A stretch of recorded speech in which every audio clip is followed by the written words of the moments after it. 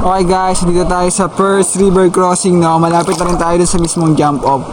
So, kung saan tayo nag-start? So, magpapalamig muna tayo dito. Woo! Ang sarap maligo after hike, tapos may ganito. Napaka-sarap. Wow, sarap. Grabe guys. So, ano pang hinihintay nyo? Tara na mag-hike dito sa Mount Manalbon, Mount Gola, and Mount Matinik.